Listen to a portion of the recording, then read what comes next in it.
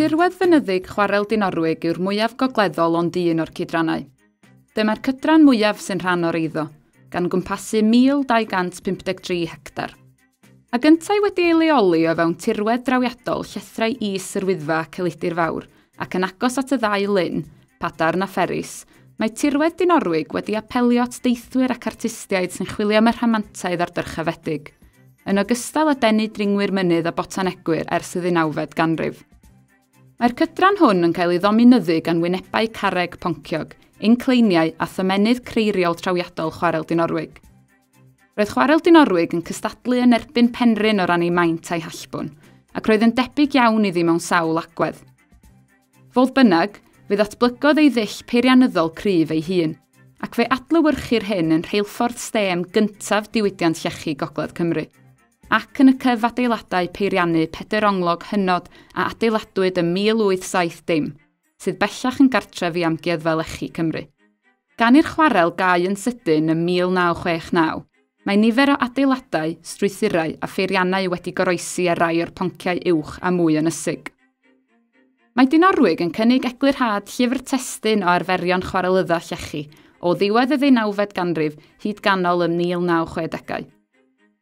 Mae 10 elfen y cydran hwn yn cynnwys chwarel Dinorwig, Ponc Australia, y Dre Newydd, Inclên Fifian 2, chwarel lechi'r Fifian, cyfadeiladau peiriannu chwarel Dinorwig amgueddfa lechi Cymru, systemau ffordd chwarel Dinorwig, ffordd haearn a rheilffordd chwarel Dinorwig, Deiniolen, Clwt y Bont, Dinorwig ac aneddiadau Fachwen, Craig yr Undeb, ysbyty chwarel Dinorwig.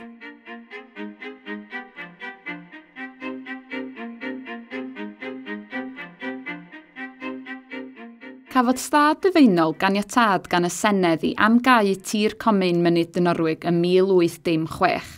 Bu i'r ystad lesu lleiniau o dir yma ac acw ar lethrau Fachwen mwyn i'r chwarelwyr a'i teuluoedd adeiladu eu tai eu hunain arnynt. Bellach mae llawer yn anghyfannedd. Eu bod yn adfeilion, maent yn dangos sut y byr mewn lifiad o weithwyr i'r diwydiant llechi, symud y mylon ymeithu bron i gopau'r llythrau. I'r gwrthwyneb, bu chwarelwyr oedd yn ysu am annibyniaeth sefydlu pentrefi cyfagos Deiniolen a Chlwt y Bont a rydd daliadau bychan, gyda chymorth contractwyr hap fasnachol a chymdeithasau adeiladu lleol. Adeiladwyd Deiniolen ar ymyl y ffordd lechi o'r chwarel at y môr, a sefydlwyd Clwt y Bont ar hyd llwybr y ffordd haearn na adeiladwyd ym 1825 i gysylltu'r chwarel a'i fforthlad yn y Felin Heli. Codwyd y Dre Newydd ger hen ardaloedd gwaith chwarel Dinorwig yn y 1870au cynnar, fel llety weithwyr oedd yn byw yn rhy bell i ffwrdd i deithio nôl a blaen bob dydd. Roedd yr ystafell wely ym mhob uned yn cynnwys lle i 4 dyn, ac roedd yr rhain yn cael ei defnyddio hyd 1937.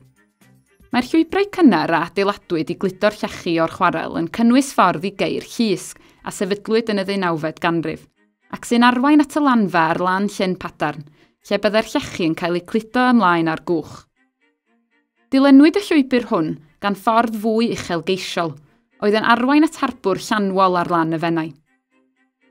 Roedd cangen y sefydlwyd ym 1823 yn gwiro i arwain at ran uchaf, neu garet y chwarel, gan ymlwybro drwy dyddynod chwarelwyr a chlytwaith o geiau a adenillwyd o'r rhostir. Dilynwyd y ffyrdd gan ffordd haearn chwarel Dinorwig a adeiladwyd ym 1825, oedd yn efelychu dyluniad ffordd haearn chwarel y Penrhyn yn agos, ac yna gan reilffordd chwarel Dinorwig a adeiladwyd ym 1842 ac a oedd yn dilyn glannau Llyn Padarn. Cafodd ei hail adeiladu fel rheilffordd i dwristiaid ym 1971.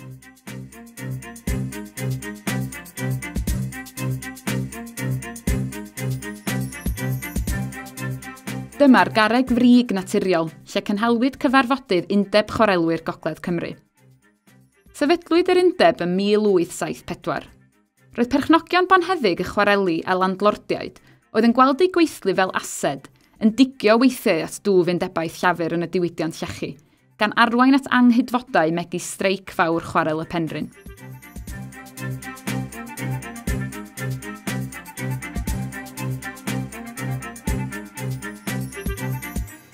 Cadiolen dwi, ac rwy'n gweithio fel curadur yn Amgueddfa Lechi Cymru, sy'n rhan o Amgueddfa Cymru. Mae'r amgueddfa wedi lleoli yn hen weithdai peirianneg chwaral Dinorwig yn y Gilfach Ddu. Mae'r gweithdai ar ffurf Pedr Ongl gyda iard yn y canol. Yma gwneithwyd y gwaith cynnal a chadw ar beiriannau ac offer y chwaral. Ni newidiodd fawr ddim o pan agorodd yn 1870 nes iddo gau bron i 100 mlynedd yn ddiweddarach. Yn 2017, roedd adolygiad a gomisiynwyd gan Lywodraeth Cymru o Amgueddfa Cymru yn cynnwys argymhelliad yn annog Amgueddfa Cymru i osod ei golygon ar ôl fwy uchelgeisiol i'r Amgueddfa Lechi. Mae prosiect newydd yn ceisio nid yn unig trawsnewid Amgueddfa Lechi Cymru, ond hefyd cryfhau presenoldeb Amgueddfa Cymru yng Ngogledd Cymru, gan weld Amgueddfa Lechi Cymru yn dod yn gyrchfan a ffordd rhyngwladol i ddysgu am dreftadaeth Lechi Cymru, ac yn bencadlys Amgueddfa Cymru yng Ngogledd Cymru, gan gyflawni ehangder gwaith a chasgliadau'r sefydliad cenedlaethol oedd gyda llechi yn galon i'r cwbl. Carwyn Price dwi ac rwy'n gweithio fel chwarelwr yn Amgueddfa Lechi Cymru. Fel tîm rydym yn arddonos ein sgiliau hollti anaddu llechi i'r cyhoedd. Dysgais y grefft fel prentis yn chwarel y Penrhyn Bethesda, ac mae'r blociau o lechi a ddefnyddiwn yma yn yr amgueddfa yn cael ei roi gan y chwarel.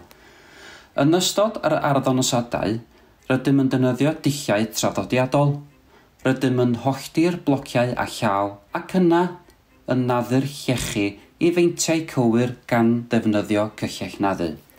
Mae'n edrych yn hawdd, ond tydio ddim. Mae'r arddonoshiadau hollti anaddu yn bloblogaidd iawn, rydym yn gwneud yn rheolaidd ac mae aelodau o'r cyhoedd yn mwynhau gweld y grefft ac yn gofyn cwestiynau ar y diwedd. Mae galw mawr am lechi wedi naddu a llaw ar gyfer gwaith cadwraeth ar y adeiladau hyn, ac wrth fod yr amgueddfa'n bwriadu dechrau hyfforddi prentisiaid i ddysgu sgiliau hyn, mae fy nhydweithiwr Liam Engof yn enghraifft da y sut gall bobl ifanc ddysgu ac arddanno sgil traddodiadol. Mae dros 13 o filoedd o wrthrychau yng nghasgliad Amgueddfa Lechi Cymru, ac mae'r rhain wedi rhannu'n 3 categori. Yn gyntaf, y gwrthrychau oedd ar y safle pan sefydlwyd yr amgueddfa, offer a pheiriannau gwreiddiol gweithdai Gilfach Ddu, fel yr olwyn ddŵr, sef yr olwyn ddŵr fwyaf ar dir mawr Prydain. Yn ail, y gwrthrychau sydd wedi casglu gan yr amgueddfa ers ei sefydlu yn 1972. Mae'r gwrthrychau hyn yn cynrychioli y diwydiant llechi ar hyd a lled Cymru, megis Iwna, injan stêm o chwarel Pen yr Orsedd yn Nyffryn Anlle. Yn drydydd, y gwrthrychau sy'n dod drefnu Fron Haul, rhes o 2 chwarelwyr sy'n cynrychioli 3 cyfnod gwahanol o amser a 2 ardal chwarelyddol wahanol. Mae casglu diweddar wedi cynnwys prosiect hanes llafar a gofnododd atgofion gweithwyr olaf chwarel Dinorwig. Mae'r holl wrthrychau hyn yn cael ei dogfennu'n ofalus ac yn derbyn gofal yn unol â pholisiau a gweithdrefnau Amgueddfa Cymru. Y casgliad yw sylfaen holl waith yr amgueddfa. Gyda chasgliad mor eang ac amrywiol, mae gwaith cadwraeth yn digwydd yn barhaus yn Amgueddfa Lechi Cymru, gyda gwaith diweddar yn canolbwyntio ar yr echel. Yr echel oedd yn dosbarthu pŵer o'r olwyn ddŵr ac olwyn peltyn yn ddiweddarach i holl beiriannau gweithdai Gilfach Ddu. Mae berynnau a chyplyddion wedi cael ei amnewid, ac mae'r rhaglen o waith cynnal a chadw a gwiriadau mecanyddol rheolaidd wedi cael ei sefydlu. Ymhlith y prosiectau cadwraeth diweddar eraill, mae adfer craen codi boncyffion yr amgueddfa a ddefnyddiwyd i symud pren, a ffeintio'r casgliad o ageni. Elfyn Jones Roberts ydw i, a rwy'n gweithio yn Amgueddfa Lechi Cymru, ac un rhan o'm swydd yw gofalu am yr un clen yma.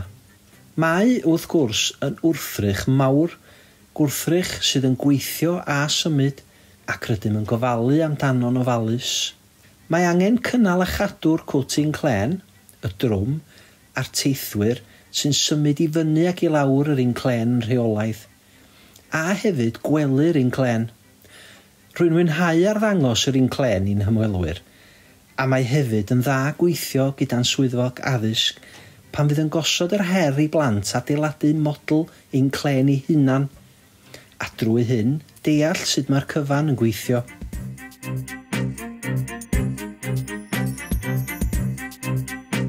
Roedd ysbyty chwarel Dinorwig a adeiladwyd yn y 1860au ar flaen y gad o ran gofal meddygol i weithwyr oedd wedi cael eu hanafu. Mae'n un o 2 ysbyty a sefydlwyd yn Niwyddiant Llechi Cymru, ac mae pob un ohonynt wedi cynnwys yn yr eiddo. Yn yr un modd ag ysbytau yn chwarel y Penrhyn a Blaenau Ffestiniog, mae gosodiad ysbyty chwarel Dinorwig yn seiliedig ar floc derbynfra canolog, gyda gadeiniau yn ymestyn allan o dalcennu'r adeilad. Mae ysbyty Dinorwig mewn lleoliad amlwg mwyn i bawb weld beth oedd bwriad hynaws y perchnogion. Mae llawer o'i hoffer meddygol cynnar i'w weld yno, ac mae wedi ei ddehongli.